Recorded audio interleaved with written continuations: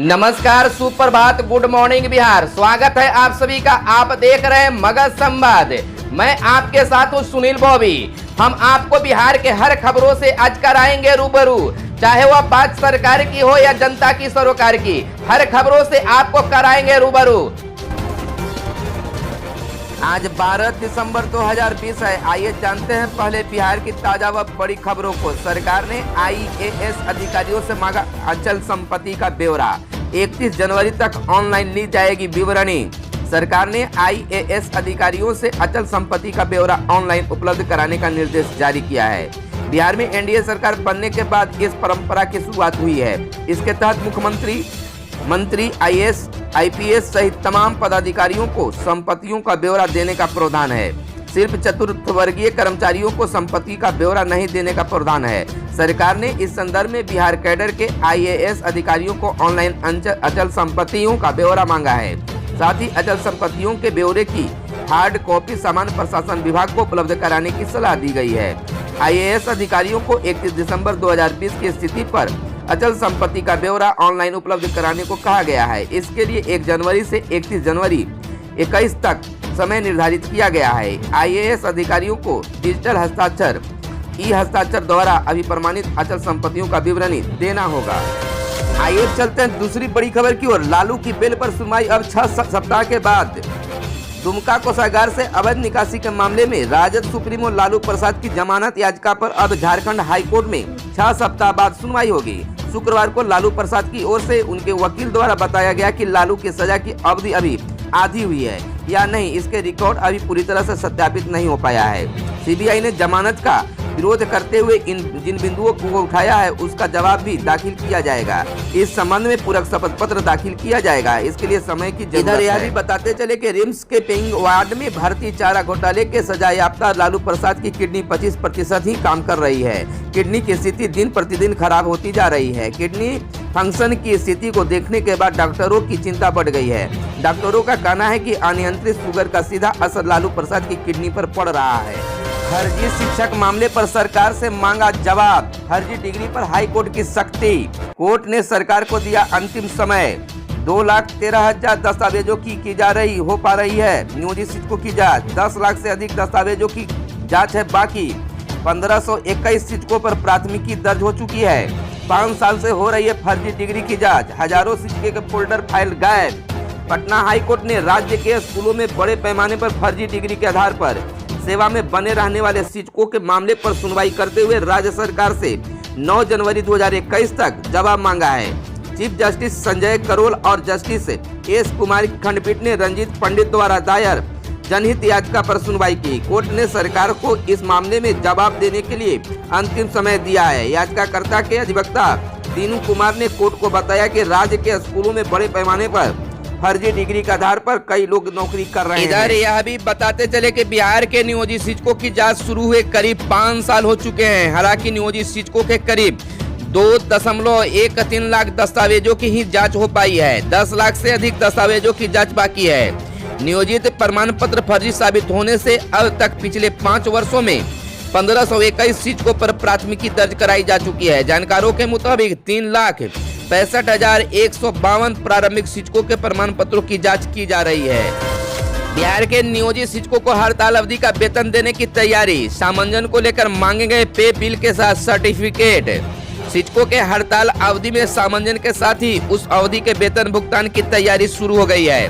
शिक्षकों की राज्यव्यापी हड़ताल में शामिल जिले के शिक्षकों के वेतन भुगतान के लिए माध्यमिक एवं उच्च माध्यमिक विद्यालयों के प्रधानाध्यापकों से हड़ताल अवधि का सामंजन को लेकर सर्टिफिकेट मांगे गए हैं।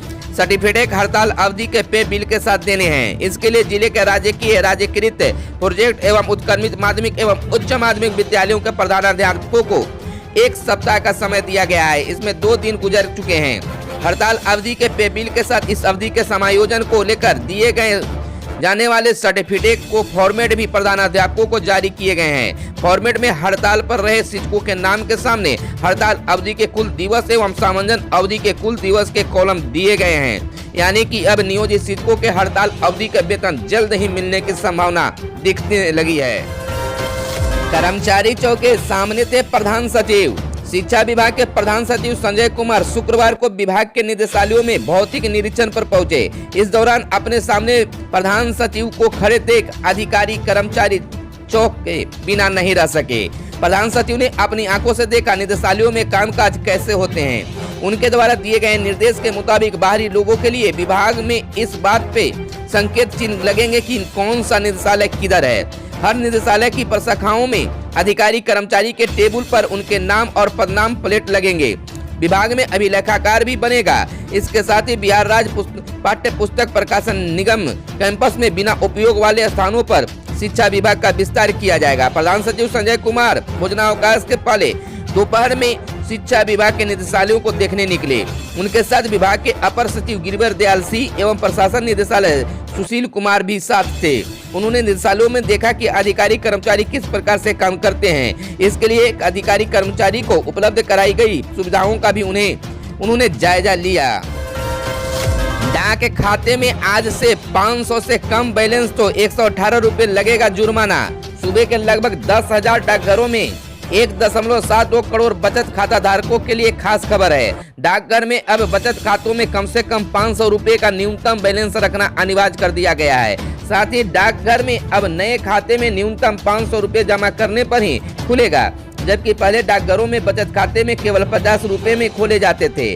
यह व्यवस्था 12 दिसंबर से लागू हो जाएगी। अगर खाते में 500 से कम धनराशि हो तो 11 दिसंबर 2020 से 100 रुपए व GST के 18 रुपए कुल मिलाकर 118 रुपए खाते से काट लिए जाएंगे, जबकि राशि शून्य हो तो खाता बंद कर दिया जाएगा।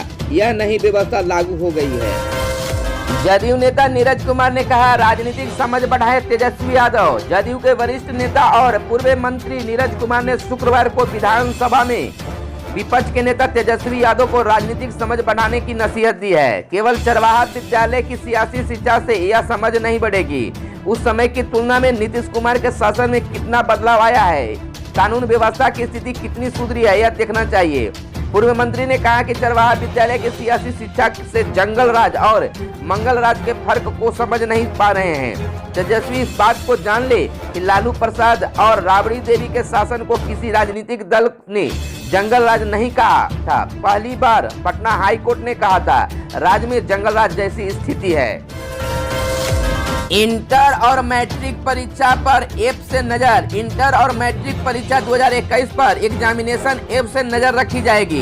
बिहार बोर्ड द्वारा हर परीक्षा केंद्र को एग्जामिनेशन ऐप से जोड़ा जाएगा। इसको लेकर सभी केंद्र अधीक्षक, केंद्र पर नियुक्त कंप्यूटर शिक्षक, सभी DPO और DEO को प्रशिक्षण दिया जाएगा। जानकारी के अनुसार परीक्षा के दौरान तमाम गतिविधियों को एग्जामिनेशन ऐप पर अपडेट किया जाएगा। जाड़े के मौसम को लेकर इस समय की सबसे बड़ी खबर, 14-15 दिसंबर को बारिश के आसार। अभी और बढ़ेगी ठंड। सुबह 10 बजे से 200 मीटर देखने में भी परेशानी। प्रदेश के में अगले 2 दिन तक और कोहरा छाए रहने के आसार हैं। 14-15 दिसंबर को पूरे प्रदेश में कई जगह बरसात हो सकती है। इसके बाद आसमान साफ हो जाएगा। इस तरह के मौसम से बिहार में हाड़ कपाने वाली ठंड के आसार बन सकते हैं। इधर शुक्रवार की शाम से वातावरण में कनकनी महसूस हो गई है। IMD पटना की तरफ से जारी आधिकारिक जानकारी के मुताबिक इस तरह बिहार को दिसंबर के अंतिम पखवाड़े में कड़ाके की ठंड पड़ेगी। न्यूनतम तापमान में उल्लेखनीय गिरावट दर्ज की जाएगी। पश्चिमी विक्षोभ की गिरफ्त में बिहार आ चुका है, यानी कि बिहार में अब ठंड बढ़ने की आसार दिखने लगी है। यानी 14-15 दिसंबर के बारिश के बाद ठंड और तेज होगी। हाड़ कपाने वाली ठंड होगी, तो सतर्क रहें, घरों में रहें। सरकारी और निजी स्कूलों में बनेंगे छात्राओं के क्लब। क्लब के माध्यम से गुड व बैड टच दी जाएगी जानकारी। विद्यालयों के प्रांगण में अश्लील चित्र प्रदर्शित करने पर रहेगी रोक। राज्य के सरकारी और प्राइवेट स्कूलों में छात्राओं की सुरक्षा के पुख्ता इंतजाम होंगे। इसके तहत कक्षा 6 और उससे ऊपर के स्कूलों में छात्राओं के लिए छात्रा क्लब का गठन होगा। हेडमास्टर इसका गठन कराएंगे। इसका मेंटर किसी शिक्षिका को बनाया जाएगा। क्लब के माध्यम से छात्राओं को गुड टच व बैड टच की जानकारी दी जाएगी और उसको लेकर उन्हें संवेदनशील बनाया जाएगा। किशोरी स्वास्थ्य की योजनाओं पर छात्राओं को सजग दिया जाएगा ताकि उनके अधिकारों को संरक्षित करने में जरूरी सहयोग हो सके।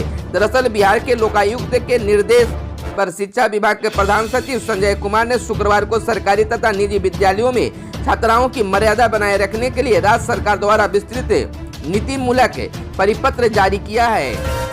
सरकार ने दिया वार्ता का न्योता, किसान पहुंचे कोर्ट। केंद्र सरकार ने शुक्रवार को किसानों को दुख कहा कि उन्हें आंदोलन छोड़कर बातचीत करनी चाहिए। सरकार के वार्ता के लिए तैयार है। वहीं कृषि कानूनों के विरोध में प्रदर्शन कर रहे किसानों ने अब सुप्रीम कोर्ट का दरवाजा खटखटाया है। भारतीय किसान यूनियन की ओर से दायर याचिका में कहा गया है कि नए कानून उन्हें कॉर्पोरेट लालच का शिकार बना देंगे। चलिए खबरों में आज बस इतना ही। अगर यह वीडियो हमारे फेसबुक पेज पर देख रहे हैं तो फेसबुक पेज को लाइक कर लें और अगर यूट्यूब चैनल पर देख रहे हैं तो यूट्यूब चैनल को सब्सक्राइब कर लें। अगर वीडियो पसंद आए तो लाइक के साथ शेयर करना ना भूलेंगे। धन्यवाद। जय हिंद, जय भारत, वंदे मातरम।